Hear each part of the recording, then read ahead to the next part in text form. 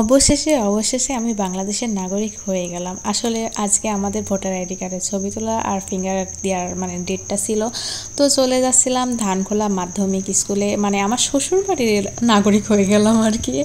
আসলে আমার আগে থেকে ভোটার আইডি কার্ডটা করা হয়েছিল না, তো এখান থেকে ভাবলাম যে করে নিই। তার জন্য আজকে গেছিলাম ধানখোলা মাধ্যমিক স্কুলে।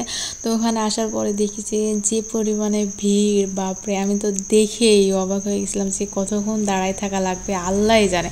যাক, বেশি সময় লাগেনি, অল্প টাইমের ভিতরে হয়ে গেছিলো। পরে মানে মেয়েদের ছিল আলাদা সিরিয়াল আর ছেলেদের ছিল আলাদা। তো এখানে দাঁড়িয়ে থাকার পরে একটু একটু করে এগাইছি, কিন্তু মানে সিরিয়ালই যেন পায় না। অবশ্যই সিরিয়ালটা পাইলাম, আর তারপরে ছবি টবি ওঠানো হয়ে গেল। আর বেশিক্ষণ দাঁড়াই না, মানে ছবি ওঠানো ফিঙ্গার দেওয়া শেষ, আর তখনই আমরা চলে এসেছি। অনেক গরম, অনেক ভিড় ছিল। এখান থেকে বের হওয়ার পরে মনে হচ্ছিল যেন বাঁচলাম। আমার মতো লেটে কে কে ভোটার আইডি কার্ড করছে একটু হাত তুলে দেখি দিদি।